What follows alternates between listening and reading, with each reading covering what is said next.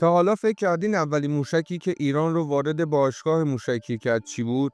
موشکی که نه فقط یه سلاح بلکه یک پیام واضح بود. ایران دیگه قابل نادیده گرفتن نیست. این موشک شهاب 3 بود. شاید براتون جالب باشه بدونید که توسعه شهاب 3 یه داستان پر از تلاش، فشار، همکاری‌های بین‌المللی، آزمون و خطا و نوآوری مهندسی بود. از آزمایش‌های اولیه تا ورود به تولید سریالی و حتی ورود به فناوری پرتاب ماهواره، شهاب 3 نشون داد که ایران میتونه با محدودیت‌ها هم پیشرفت کنه و به قدرت موشکی واقعی تبدیل بشه. حالا بیایید قدم به قدم داستان شهاب 3 رو مرور کنیم. از تولدش، آزمایش‌ها، همکاری‌ها تا دستاوردها و تأثیرش روی منطقه. شهاب 3 اولین موشک بالستیک میانبرد ایران. داستانش از سال 1986 شروع شد. نسخه اول شهاب 3A برد حدود 1300 کیلومتر داشت. یعنی برای اولین بار ایران میتونست اهداف دورتر از مرزهاش رو تهدید کنه.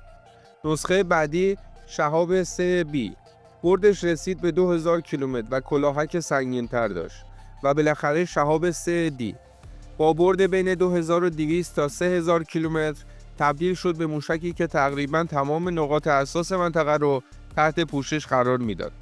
اما شهاب 3 فقط اعداد نبود. مهندسای ایرانی با همکاری محدود کره شمالی موتور و سیستم هدایت رو بازطراحی کردند تا شهاب 3 از یک کپی ساده تبدیل بشه به یک موشک بومی و قابل اعتماد. شروع این مسیر نقطه عطف ایران در توان دفاعی بود. حتی وقتی تحریم‌ها و فشارها شدید بود، ایران نشون داد میتونه فناوری پیچیده رو بومی کنه و مسیر خودش رو پیش ببره. دهه 90 ایران وارد همکاری با کره شمالی شد و موتورهای نو داونگ رو وارد کرد. این موتور پایه بسیاری از موشک‌های شهاب 3 بود. پاکستان هم وارد پروژه شد و موشک‌های چاوری خودش رو توسعه داد. اما نکته مهم این بود که ایران فقط کپی نکرد. مهندسای ایرانی سیستم کشنده، موتور و تجهیزات پشتیبانی رو بومی سازی کردند تا شهاب 3 کاملا با نیازهای داخلی تطبیق داشته باشه. با این همکاری‌ها و بازطراحی‌ها ایران تونست حتی در شرایط محدود مسیرش رو ادامه بده و شهاب 3 رو از مرحله تحقیق و توسعه به مرحله عملیاتی برسونه. همه این کارها با صبر، برنامه‌ریزی دقیق و آزمون و خطا انجام شد. چیزی که بعدها باعث شد شهاب 3 یه نیروی واقعی بازدارنده بشه. اولین پرتاب آزمایشی شهاب 3 تابستون 1998 انجام شد. موشک بعد از حدود 100 ثانیه منفجر شد. ولی صبر کنید، این انفجار یعنی شکست نیست، بلکه یه بخش طبیعی از موفقیت بود. چرا؟ چون هدف اصلی بررسی موتور، سیستم هدایت و توان موشک بود، نه فقط رسیدن به هدف. هر مشکل، هر انفجار و هر نقص کوچیک یه تجربه طلایی برای مهندسا بود. هر بار که چیزی درست کار نمی‌کرد، اونا یاد می‌گرفتن و نسل بعدی شهاب 3 رو بهتر می‌کردن. ایران بعد از اولین پرتاب چندین پرتاب آزمایشی دیگه هم انجام داد و هر بار داده‌ها رو تحلیل کرد تا مطمئن بشه شهاب 3 آماده عملیاته. اینجا بود که شهاب 3 از یه ایده تحقیقاتی کم کم تبدیل شد به یه سلاح واقعی و عملیاتی، چیزی که میشد روی اون حساب کرد. حتی شکست‌ها به مهندسا کمک میکرد ضعف‌ها و محدودیت‌ها رو شناسایی کنند و در طراحی بعدی اصلاح کنند. این مرحله جایی بود که ایران وارد دنیای واقعی موشکی شد. نسل بعدی شهاب 3 بردش تقریباً 2 برابر شد و دقتش خیلی بیشتر. سیستم ناوبری داخلی باعث میشد حتی اگه از مسیر منحرف میشد، خودش مسیر درست رو پیدا کنه و درصد اصابت به هدف خیلی بالا بره. مهندسا زاویه پرتاب، سوخت و زمان آماده سازی رو بهینه کردند. یعنی چی؟ یعنی میشد تعداد بیشتری موشک رو توی زمان کوتاه شلیک کرد و قدرت بازدارندگی ایران کلی بالا رفت.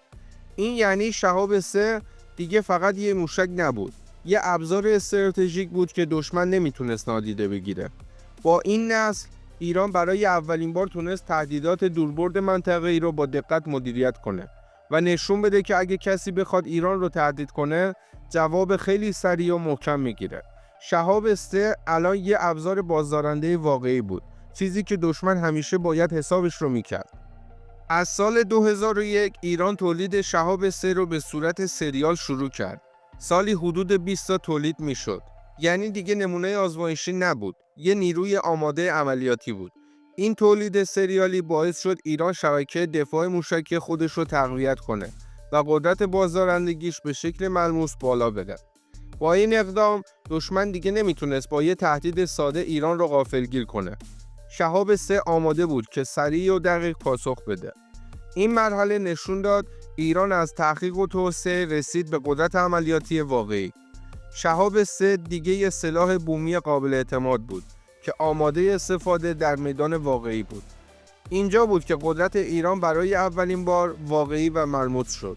شهاب 3 دیگه یه ایده روی کاغذ نبود، بلکه یه نیروی آماده عملیات بود که دشمن میدونست هر تحرکی علیه ایران با پاسخ دقیق و سریع مواجه میشه و این تازه شروع راه بود. نسخه شهاب 3D با سوخت مایع و جامد طراحی شد و اولین قدم‌ها برای پرتاب ماهواره برداشته شد. بردش اونقدر بود که تقریباً همه نقاط حساس منطقه رو پوشش میداد و ایران تونست همزمان روی اهداف نظامی و غیر نظامی کار کنه. این نسل نشون داد تجربه عملیاتی، مهندسی دقیق و فناوری بومی وقتی کنار هم قرار میگیرن چه قدرتی ایجاد میکنه. شهاب 3D پایه ورود ایران به فناوری پرتاب ماهواره و موشک‌های بلندبرد شد. ایران نشون داد میتونه هم تو حوزه دفاعی پیشرفت کنه، هم علمی و فضایی. این موشک یه ترکیب فوق‌العاده بود. هم نظامی بود، هم علمی. هم یه نماد از آینده قدرت ایران. با شهاب 3D ایران دیگه فقط به فکر دفاع نبود، بلکه آماده ورود به عرصه‌های جدید تکنولوژی بود. موفقیت شهاب 3 باعث شد کشورهای منطقه و حتی آمریکا و اسرائیل ایران رو جدی بگیرن. این موشک نشون داد ایران میتونه در کوتاه‌ترین زمان توان دفاعی و موشکی خودش رو تقویت کنه و هر تهدیدی با پاسخ سریع و دقیق مواجه بشه. شهاب 3 یه پیام روشن به دنیا داد.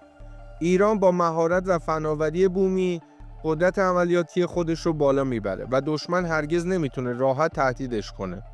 این موشک دیگه فقط یه ابزار نظامی نبود، یه عنصر استراتژیک بود که نشون میداد ایران دیگه قابل نادیده گرفتن نیست. کشورها فهمیدن که هر حرکت علیه ایران هزینه سنگینی داره. شهاب 3 به یه قدرت بازدارنده واقعی تبدیل شد و ثابت کرد ایران میتونه همزمان فناوری، مهندسی و استراتژی رو به بهترین شکل ترکیب کنه. ممنون از اینکه ما رو تا آخر ویدیو همراهی کردید.